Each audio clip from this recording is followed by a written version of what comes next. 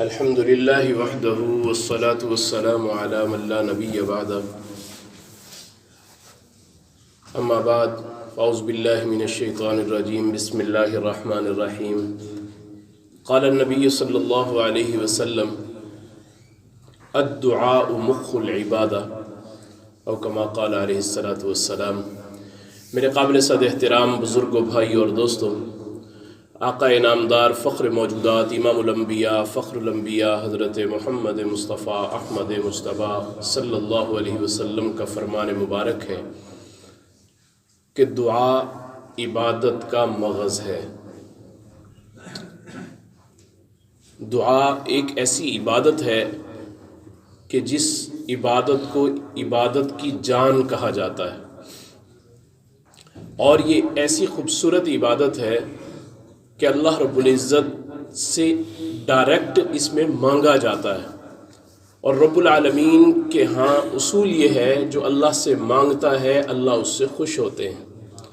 دنیا کا قانون یہ ہے کہ جو دنیا والوں سے مانگتا ہے دنیا والے اس سے ناراض ہو جاتے ہیں، لیکن اللہ کا قانون یہ ہے کہ جو اللہ سے مانگتا ہے اللہ اس سے خوش ہوتے ہیں، جو اللہ سے نہیں مانگتا اللہ اس سے ناراض ہوتے ہیں۔ اور پھر دعاؤں کی قبولیت کے لیے جس طرح دعا کا مانگنا ایک عبادت ہے، تو پھر اس کی قبولیت کے لیے بھی کچھ آداب ہیں کہ کچھ ایسے انداز ہونے چاہیے جن انداز سے، جن طریقوں سے اللہ رب العزت سے مانگا جائے اور اللہ رب العزت اس طریقے سے مانگی ہوئی دعا کو قبول فرما لے۔ موسیٰ علیہ السلام ایک مرتبہ تشریف لے جا رہے ہیں، آپ نے جاتے ہوئے راستے میں دیکھا کہ ایک آدمی بڑی آہوزاری کے ساتھ بڑی التجائیں کر رہا ہے، اللہ سے دعائیں مانگ رہا ہے۔ آپ نے جہاں جانا تھا وہاں تشریف لے گئے، جب واپس آئے تو دیکھا ابھی بھی وہ اسی طرح ہاتھ اٹھائے ہوئے ہیں اور اللہ سے مانگے جا رہا۔ تو موسیٰ علیہ السلام کہنے لگے مولا کریم اس بندے کی دعا کو قبول فرما لیجئے، یہ کس قدر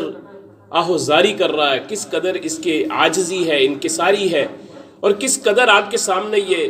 عاجزی کے ساتھ مانگ رہا ہے، اس کی دعا کو قبول فرما لیجئے۔ اب یہ نبی درخواست کر رہے ہیں کہ مولا کریم اس کی دعا کو قبول کر لیجئے۔ تو موسیٰ علیہ السلام وہ نبی تھے جن سے اللہ ہم کلام ہوا کرتے تھے۔ تو موسیٰ علیہ السلام سے اللہ نے کہا ہے موسیٰ، یہ آدمی اگر رو رو کے اپنے آپ کو ہلاک بھی کر لے اور ہاتھوں کو اٹھاتا اٹھاتا آسمان تک بھی لے جائے، پھر بھی میں اس آدمی کی دعا کو قبول نہیں کروں گا۔ تو موسیٰ علیہ السلام نے کہا مولا کریم ایسا کیا معاملہ ہوا؟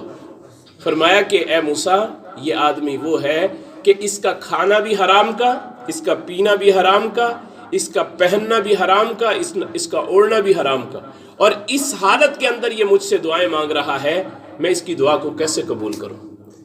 یعنی قبولیت دعا کے اندر رزق کا اتنا عمل دخل ہے کہ انسان اس کا تصور نہیں کر سکتا کہ انسان جس ذریعے سے رزق حاصل کر رہا ہے وہ اس کا ذریعہ کیسا ہے، کیا حلال ذرائع سے حاصل؟ آج تو ہمارے ہاں ایک ایسی مادی دنیا کی دوڑ لگی ہوئی ہے کہ ہم یہ نہیں دیکھتے یہ حرام سے آ رہا ہے یا حلال طریقے سے آ رہا ہے، بلکہ اس کو حاصل کرنے کی فکر میں لگے ہوئے ہیں،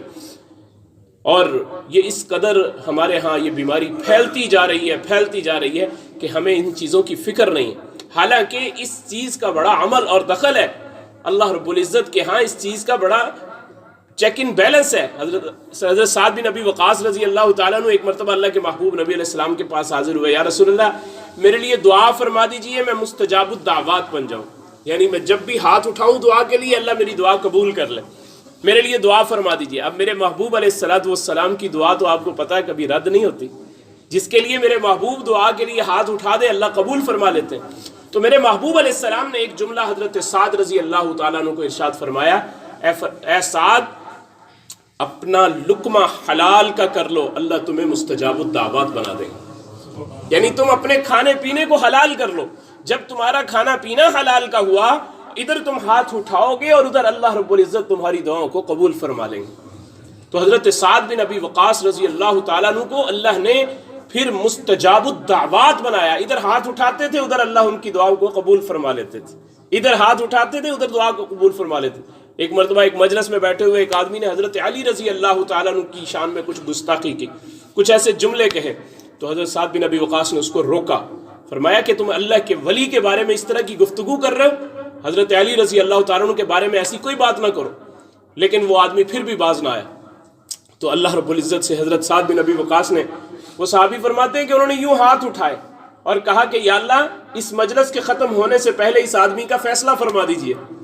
کیا یہ کر رہا ہے اس کا فیصلہ فرما دیجئے۔ وہ کہتے ہیں ابھی حضرت سعد بن ابی وقاص کے ہاتھ نیچے ہوئے ہیں، ابھی وہ مجلس ہماری ختم نہیں ہوئی۔ کہتے اتنے میں دور سے ایک اونٹ جو تھا وہ اپنی رسی توڑوا کے آیا، کسی آدمی کا اونٹ رسی توڑوا کے آیا اور آ کر فوراً اس نے آ کر اسی آدمی کو پکڑا اور پکڑ کر وہیں ختم کر دیا اسے۔ وہ کہتے ہیں ہم نے اتنی تیزی سے حضرت سعد بن ابی وقاص رضی اللہ تعالیٰ عنہ کی دعاؤں کی قبولیت دیکھی۔ تو کسی نے ان سے سوال کر لیا حضرت آپ اتنے مستجاب الدعوات کیسے بنے؟ فرمایا میں نے اپنے محبوب کے صرف ایک حکم پر عمل کیا ہے کہ میں جب بھی لقمہ اٹھاتا ہوں میں اٹھا کر دیکھتا ہوں کیا یہ میں لقمہ حلال کا ہے یا حرام کا جو اپنے پیٹ میں لے کے جا رہا ہوں۔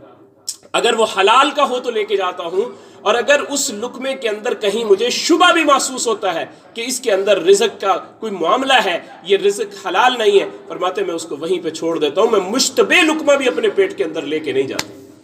اللہ سے دعا ہے کہ اللہ ہمیں بھی اپنے رزق کے اوپر غور و فکر کرنے کی توفیق نصیب فرمائے اور ہمیں رزق حلال نصیب فرمائے، اور رزق حرام سے اللہ رب العزت ہم سب کی حفاظت فرمائے۔ وآخر دعوانا الحمدللہ رب العالمین۔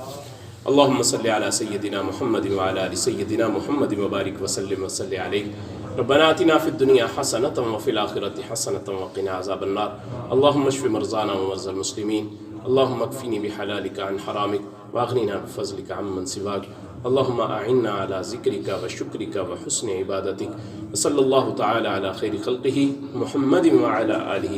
وأصحابه